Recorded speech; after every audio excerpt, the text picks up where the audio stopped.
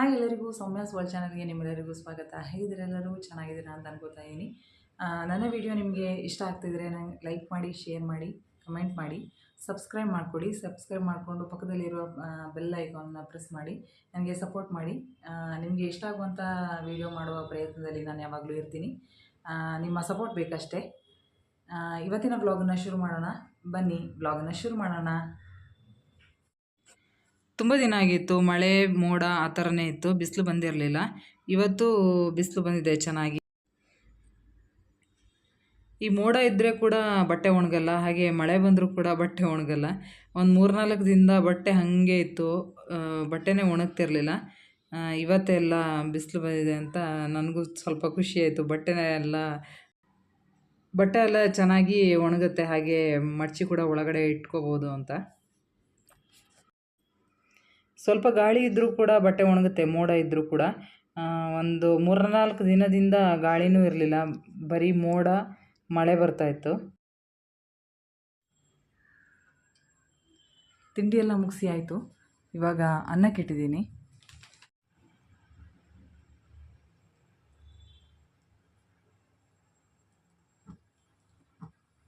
ಇಲ್ಲಿ beetroot cut ಮಾಡಿಟ್ಟಿದ್ದೀನಿ, ಪಲ್ಯ ಮಾಡೋಣ ಅಂತ.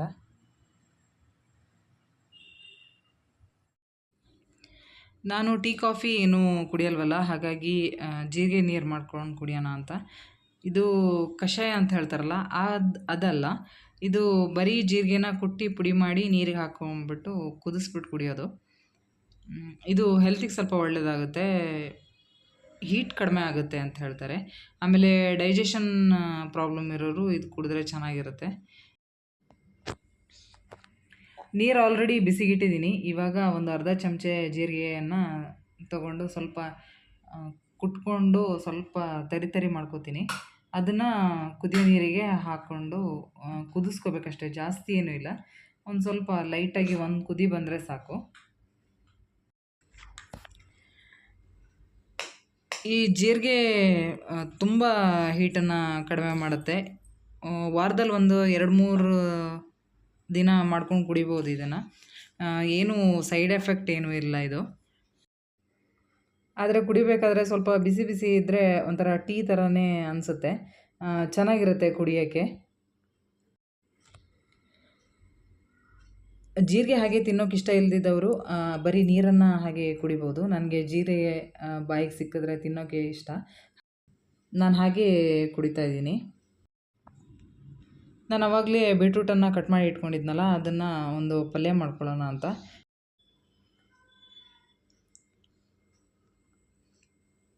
ಇದಕ್ಕೆ ನಾನು ಒಗ್ಗರಣೆ ಕೊಟ್ಕೊಂಡಿದ್ದೀನಿ, ಸಾಸಿವೆದು.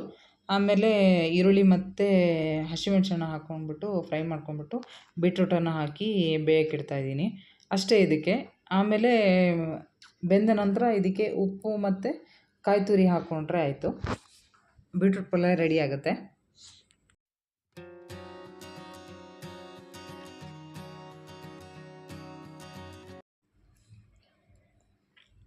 ಪಲ್ಯದ ಜೊತೆ ಏನಾದರೂ ಒಂದು ಬಜ್ಜಿ ಮಾಡೋಣ ಅಂತ ಅಂದ್ಕೊಂಡೆ. ಎಲ್ಲರೂ ನಾರ್ಮಲಾಗಿ ಈರುಳ್ಳಿ ಬಜ್ಜಿ, ಹೀರೆಕಾಯಿ ಬಜ್ಜಿ, ಹಾಗೆ ಆಲೂಗಡ್ಡೆ ಬಜ್ಜಿ ಅದೆಲ್ಲ ಮಾಡ್ತಾರೆ. ನಾನು ದೊಡ್ಡ ಪತ್ರೆ ಎಲೆದು ಬಜ್ಜಿ ಮಾಡೋಣ ಅಂತ. ಹೆಲ್ತಿಗೆ ತುಂಬ ಒಳ್ಳೆಯದಲ್ವಾ, ಹಾಗಾಗಿ ಇದಕ್ಕೆ ನಾರ್ಮಲಾಗಿ ನಾವು ಬೇರೆ ಯಾವುದು ಎಲ್ಲ ಬಜ್ಜಿಗೆ ಹೇಗೆ ಹಿಟ್ಟು ಕಲಿಸ್ಕೋತೀವಿ ಅದೇ ಥರನೇ ಹಿಟ್ಟು ರೆಡಿ ಮಾಡಿಕೊಂಡೆ. ಕಡಲೆ ಹಿಟ್ಟು, ಹಸಿಮೆಣಸಿನ ಪುಡಿ, ಉಪ್ಪು, ಇಂಗು, ಹಾಗೆ ಸ್ವಲ್ಪ ಜೀರಿಗೆ ಹಾಕ್ಕೊಂಡೆ. ಅದನ್ನು ಚೆನ್ನಾಗಿ ಮಿಕ್ಸ್ ಮಾಡಿಬಿಟ್ಟು ಬಜ್ಜಿ ಮಾಡೋದು. ನಾರ್ಮಲಾಗಿ ಬೇರೆ ಬಜ್ಜಿ ಎಲ್ಲ ಮಾಡೋದಾದರೆ ಆನಿಯನ್, ಆಲೂಗಡ್ಡೆ, ಹೀರೆಕಾಯಿ ಬಜ್ಜಿ ಮಾಡಬೇಕಾದ್ರೆ ನಾನು ಹಿಟ್ಟನ್ನು ಒಂದು ಅರ್ಧ ಗಂಟೆ ಮುಂಚೆನೇ ಕಲಸಿಟ್ಬಿಡ್ತೀನಿ. ಅದು ಸ್ವಲ್ಪ ಹುಳಿ ಬರುತ್ತೆ ಅಲ್ವಾ, ಆವಾಗ ಸೋಡದ ಅವಶ್ಯಕತೆ ಇರಲ್ಲ ಅಂತ ಹಾಗೆ ಬಜ್ಜಿ ಮಾಡ್ತಿದ್ದೆ. ಸ್ವಲ್ಪ ಉಬ್ಬಿ ಚೆನ್ನಾಗಿ ಬರುತ್ತೆ ಅದು. ಇದಕ್ಕೆ ಆದರೆ ಇದು ದೊಡ್ಡ ಪತ್ರೆ ಎಲೆ ಯೂಸ್ ಮಾಡಿರೋದ್ರಿಂದ ಅದು ಸೋಡಾ ಏನೂ ಬೇಕಾಗಿಲ್ಲ, ಮತ್ತು ಹಿಟ್ಟು ಆವಾಗಲೇ ಕಲಿಸ್ಬಿಟ್ಟು ಬಜ್ಜಿನ ಬಿಡ್ಬೋದು. ಅದರಲ್ಲಿ ದೊಡ್ಡಪತ್ರೆ ಎಲೆಯಲ್ಲಿ ಅದು ಉಬ್ಬು ಅಂತ ಏನೋ ಒಂದು ಅಂಶ ಇದೆ, ಅದು ನನಗೆ ಅದು ಅಷ್ಟೊಂದು ಕರೆಕ್ಟಾಗಿ ಗೊತ್ತಿಲ್ಲ. ಬಟ್ ಅದು ಆವಾಗಿಂದ ಹಿಟ್ಟು ಆವಾಗಲೇ ಕಲಸಿ ಬಿಟ್ಟರೆ ಕೂಡ ಅದು ಚೆನ್ನಾಗಿ ಉಬ್ಬುತ್ತೆ, ಚೆನ್ನಾಗಿ ಬರುತ್ತೆ ಅದು ಬಜ್ಜಿ. ನಾನು ಫಸ್ಟ್ ಟೈಮ್ ಟ್ರೈ ಮಾಡಿದಾಗ ಹೇಗೆ ಬರುತ್ತೋ ಏನೋ ಅಂತ ಅಂದ್ಕೊಂಡಿದ್ದೆ, ಬಟ್ ಇದು ನಾನೀಗ ಟ್ರೈ ಮಾಡ್ತಾ ಇರೋದು ಅಂದರೆ ಥರ್ಡ್ ಟೈಮ್ ಇದು ನಾನು ಮಾಡ್ತಾ ಇರೋದು ಈ ಬಜ್ಜಿನ. ತುಂಬ ಚೆನ್ನಾಗಿ ಬರುತ್ತೆ. ಎಲೆ ಕೂಡ ತುಂಬ ದೊಡ್ಡ ದೊಡ್ಡದಾಗಿತ್ತು. ಚೆನ್ನಾಗಿತ್ತು. ಎಲೆನ ಚೆನ್ನಾಗಿ ತೊಳ್ಕೊಂಡು ಇಟ್ಕೊಂಡಿದ್ದೀನಿ. ಧೂಳು ಇರುತ್ತಲ್ವ ಹಾಗಾಗಿ.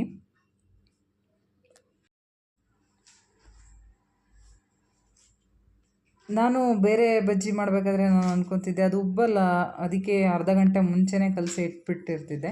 ಈ ಹಿಟ್ಟನ್ನು ಕೂಡಲೇ ಕಲಸಿ ಆವಾಗಲೇ ಮಾಡಿದ್ರೆ ಅದೆಷ್ಟು ಚೆನ್ನಾಗಿ ಉಬ್ಬಿದೆ ಪೂರಿ ಥರ. ಚೆನ್ನಾಗಿದೆ. ಅದರಲ್ಲಿ ಆ ಎಲೆಯಲ್ಲಿ ಏನೋ ಒಂದು ಇರ್ಬೋದು, ಒಂದು ಉಬ್ಬುವಂಥ ಏನಾದರೂ ಒಂದು ಅಂಶ ಇರ್ಬೋದು. ಅದಕ್ಕಾಗಿ ಆ ಥರ ಉಬ್ಬುತ್ತೆ ಅಂತ ಅನಿಸುತ್ತೆ ನನಗೆ. ನಿಮ್ಗೆ ಯಾರಿಗಾರು ಇದ್ರ ಬಗ್ಗೆ ಗೊತ್ತಿದ್ದರೆ ನನಗೆ ಕಮೆಂಟ್ ಬಾಕ್ಸಲ್ಲಿ ತಿಳಿಸಿ. ಸೈಡ್ಸ್ ಎಲ್ಲ ಇವಾಗ ರೆಡಿ ಆಯಿತು. ಇವಾಗ ಊಟ ಮಾಡೋದು. ಊಟಕ್ಕೆ ನಾನು ಬಾಯ್ಲ್ಡ್ ರೈಸ್, ರಸಮ್, ಹಾಗೆ ಬೀಟ್ರೂಟ್ ಪಲ್ಯ ಮತ್ತು ಬಜ್ಜಿ ಮಾಡಿದ್ದೀನಿ ದೊಡ್ಡ ಪತ್ರೆಯಲ್ಲದು. ಬಾಳೆಹಣ್ಣು ತೊಗೊಂಬಂದಿತ್ತು, ಅದು ತುಂಬ ಹಣ್ಣಾಗೋಗಿತ್ತು. ಹಾಗಾಗಿ ಬಾಳೆಹಣ್ಣು ರಸಾಯನ ಮಾಡ್ಕೊಂಡು ಕುಡಿಯೋಣ ಅಂತ ಅದನ್ನು ಕಟ್ ಮಾಡ್ತಾಯಿದ್ದೀನಿ. ತುಂಬ ಬಾಳೆಹಣ್ಣು ಹಣ್ಣಾಗ್ಬಿಟ್ರೆ ತಿನ್ನೋಕ್ಕಷ್ಟು ಚೆನ್ನಾಗಿರಲ್ಲ. ಹಾಗಾಗಿ ಮಿಲ್ಕ್ ಶೇಕ್ ಮಾಡ್ಕೊಂಡು ಕುಡಿಯೋಣ ಅಂತ ಅನ್ನಿಸ್ತು. ಮಿಲ್ಕ್ ಶೇಕ್ ಮಾಡಿಬಿಟ್ಟು ಫ್ರಿಜ್ಜಲ್ಲಿ ಇಡೋದಕ್ಕಿಂತ ಹಾಲನ್ನೇ ಕೋಲ್ಡ್ ಮಾಡಿಬಿಟ್ಟು ಮಿಲ್ಕ್ ಶೇಕಿಗೆ ಹಾಕೊಳ್ಳೋಣ ಅಂತ 1 ಅವರ್ ಮುಂಚೆನೇ ಫ್ರಿಜ್ಜಲ್ಲಿ ಇಟ್ಟಿದ್ದೆ ಹಾಲನ್ನು. ನಾನಿದು ಯೂಸ್ ಮಾಡಿರೋದು ಕುದಿಸಿರೋ ಹಾಲನ್ನು ಆರಿಸ್ಬಿಟ್ಟು ಕೋಲ್ಡ್ ಮಾಡಿಬಿಟ್ಟು ಹಾಕಿದ್ದೀನಿ. ಮಿಲ್ಕ್ ಶೇಕ್ ಕೋಲ್ಡಾಗಿ ತುಂಬ ಚೆನ್ನಾಗೇ ಬಂತು. ಇದಕ್ಕೆ ಗೋಡಂಬಿನ ಹಾಕೋತಾ ಇದ್ದೀನಿ.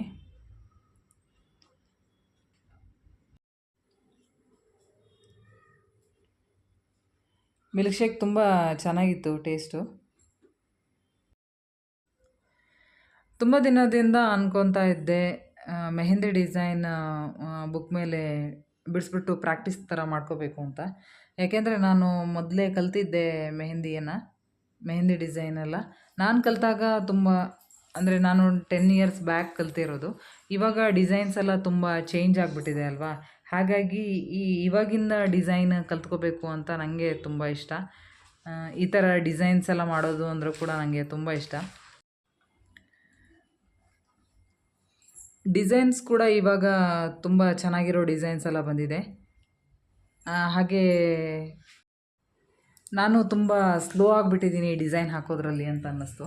ಹಾಗಾಗಿ ಪ್ರಾಕ್ಟೀಸ್ ಮಾಡ್ತಾಯಿದ್ರೆ ಫಾಸ್ಟಾಗೂ ಆಗುತ್ತೆ, ಹಾಗೆ ನ್ಯೂ ಡಿಸೈನನ್ನು ಕಲ್ತ್ಕೊಂಡಾಗೂ ಆಗುತ್ತೆ ಅಂತ ಅಂದ್ಬಿಟ್ಟು ಈಗ ಪೇಪರ್ ಮೇಲೆ ಪೆನ್ಸಿಲಿಂದ ಡಿಸೈನ್ನ ಮಾಡ್ತಾಯಿದ್ದೀನಿ.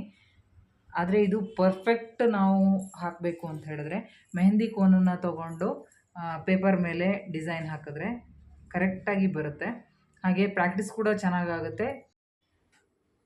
ನಾನು ಕಲಿಬೇಕಾದ್ರೆ ನಾನು ಬುಕ್ಕಲ್ಲಿ ಮೆಹಂದಿ ಕೋನಿಂದನೇ ಹಾಕ್ತಿದ್ದೆ. ಇವಾಗ ಪ್ರಾಕ್ಟೀಸ್ ಸ್ವಲ್ಪ ಹೋಗಿಬಿಟ್ಟಿದೆ, ಹಾಗಾಗಿ ಸ್ಲೋ ಆಗಿಬಿಟ್ಟಿದ್ದೀನಿ. ಡಿಸೈನ್ಸು ಕೂಡ ತುಂಬ ಓಲ್ಡ್ ಅನ್ಸೋಕ್ಕೆ ಸ್ಟಾರ್ಟ್ ಆಗಿಬಿಟ್ಟಿದೆ. ಹಾಗಾಗಿ ನ್ಯೂ ಡಿಸೈನ್ಸ್ ಕಲಿಯೋಣ ಅಂತ. ಯಾವುದೇ ವಿದ್ಯೆ ಆಗಿದ್ದರೂ ಕಲಿಯೋದಕ್ಕೆ ಯಾವ ಏಜು ಇರೋಲ್ಲ. ಹಾಗಾಗಿ ಕಲ್ತಿರೋ ವಿದ್ಯೆಗೆ ಒಂದು ಹೊಸ ರೂಪ ಕೊಡೋಣ ಅಂತ ಇದರಿಂದ ಅನ್ನಿಸ್ತು ನನಗೆ. ಯಾವುದೇ ಡಿಸೈನ್ ಹಾಕಿದ್ರೂ ಅದು ಕ್ಲಿಯರಾಗಿ ಕೈಯಲ್ಲಿ ಕಾಣಿಸ್ಬೇಕು, ಸಿಂಗಲ್ ಲೈನ್ ಕೂಡ. ಮತ್ತು ಡಿಸೈನ್ಸಲ್ಲಿ ಫಿನಿಶಿಂಗ್ ತುಂಬ ಚೆನ್ನಾಗಿರಬೇಕು ಅಂತ ನಾನು ಅನ್ಕೋತೀನಿ. ಇವಾಗಿನ ಟ್ರೆಂಡಿಗೆ ತಕ್ಕ ಹಾಗೆ ಡಿಸೈನನ್ನು ಕಲಿಬೇಕು ಅನ್ನೋದು ನನ್ನ ಆಸೆ.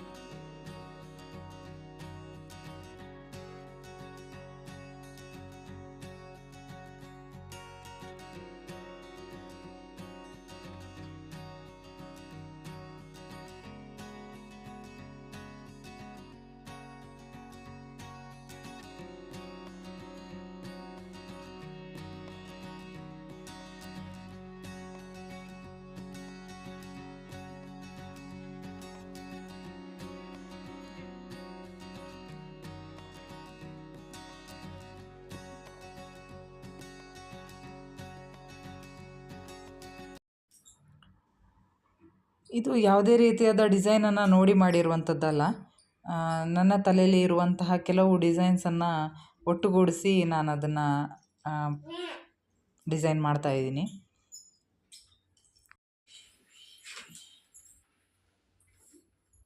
ಯಾವಾಗೇ ಕಲ್ತಿದ್ರೂ ಕೂಡ ಆ ವಿದ್ಯೆ ಸಂಪೂರ್ಣವಾಗಿ ಮರ್ತು ಹೋಗಲ್ಲ ಅಂತ ಹೇಳ್ತಾರಲ್ಲ, ಹಾಗಾಗಿ ಕೆಲವು ಡಿಸೈನ್ಸ್ಗಳು ನನಗೆ ಈಗಲೂ ನೆನಪಿದೆ.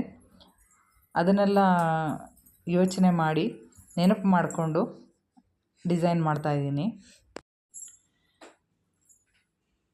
ನಾನು ಕಲಿಯುವಾಗ ಮಾಡಿರುವಂತಹ ಡಿಸೈನ್ಸ್ ಎಲ್ಲ ಇದೆ.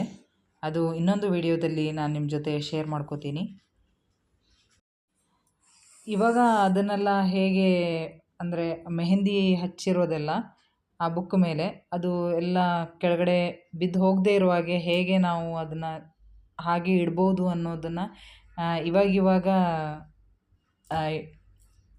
ನಾನು ಕಲ್ತ್ಕೊಂಡಿರೋದು. ಗಮ್ಮೆಲ್ಲ ಹಾಕಿ ಅಂಟಿಸಿಟ್ರೆ ಅದೇ ಥರನೇ ಇರುತ್ತೆ ಅಂತ. ಮೊದಲೆಲ್ಲ ಅಷ್ಟೊಂದೆಲ್ಲ ಗೊತ್ತಿರಲಿಲ್ಲ. ಹಾಗಾಗಿ ನಾನು ಮಾಡಿರೋದು ಡಿಸೈನ್ಸ್ ಎಲ್ಲ ತುಂಬ ಎಲ್ಲ ಬಿದ್ದೋಗಿದೆ. ಆದರೆ ಆ ಮಾರ್ಕ್ಸ್ ಮಾತ್ರ ಅದೇ ಥರ ಇದೆ. ನಾನು ಊರಿಗೆ ಹೋಗಿದ್ದಾಗ ನನ್ನ ಕಸಿನ್ ಮದುವೆ ಅಂತ ಅಲ್ಲಿ ನನ್ನ ತಂಗಿಗೆ ನಾನು ಮೆಹಂದಿಯನ್ನು ಹಚ್ಚಿದ್ದೆ. ನನ್ನ ಹಳೆ ವಿಡಿಯೋ ವಾಚ್ ಮಾಡದೇ ಇರೋರು ಅದನ್ನು ಹೋಗಿ ವಾಚ್ ಮಾಡಿ ಹೇಗಾಗಿತ್ತು ಡಿಸೈನ್ ಅಂತ ನನಗೆ ಕಮೆಂಟ್ ಮಾಡಿ ತಿಳಿಸಿ. ನಾನು ಕಲಿತಿರ್ಬೇಕಾದ್ರೆ ಬ್ರೈಡ್ ಗ್ರೂಮನ್ನೆಲ್ಲ ಬಿಡಿಸುವಂಥದ್ದು ಕೈ ಮೇಲೆ ಅದೆಲ್ಲ ಇರಲಿಲ್ಲ. ಇತ್ತೀಚೆಗೆ ಅದೆಲ್ಲ ಹೊಸದಾಗಿ ಮಾಡ್ತಾಯಿದ್ದಾರೆ ಎಲ್ಲರೂ. ಹಾಗಾಗಿ ಅದನ್ನು ಕಲಿಬೇಕು ಅನ್ನೋದು ನನಗೆ ಆಸೆ. ಹಾಗಾಗಿ ನಾನು ಇವಾಗ ಪ್ರಾಕ್ಟೀಸಿಗೆ ಕೂತ್ಕೊಂಡಿದ್ದೀನಿ. ನಾನು ಡಿಸೈನನ್ನು ಯೋಚನೆ ಮಾಡಿ ಹಾಕ್ತಾಯಿದ್ದೆ. ಹಾಗಾಗಿ ಸ್ವಲ್ಪ ಲೇಟಾಗೋಯಿತು. ಯಾವುದೇ ಡಿಸೈನ್ ಮಾಡಿದ್ರೂ ಕೂಡ ಫಿನಿಶಿಂಗ್ ಕರೆಕ್ಟಾಗಿದ್ದರೆ ಆ ಡಿಸೈನ್ ನೋಡೋಕೆ ತುಂಬ ಚೆನ್ನಾಗಿ ಕಾಣಿಸುತ್ತೆ.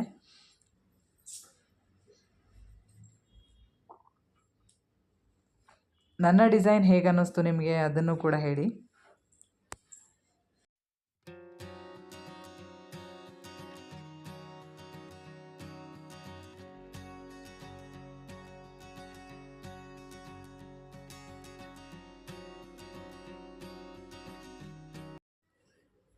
ನನ್ನ ಮೆಹಂದಿ ಡಿಸೈನ್ ಹೇಗಿತ್ತು ಅಂತ ನೀವು ಕಮೆಂಟ್ ಬಾಕ್ಸಲ್ಲಿ ಕಮೆಂಟ್ ಮಾಡಿ. ನಿಮ್ಮ ಕಮೆಂಟ್ಗೋಸ್ಕರ ನಾನು ಕಾಯ್ತಾ ಇರ್ತೀನಿ.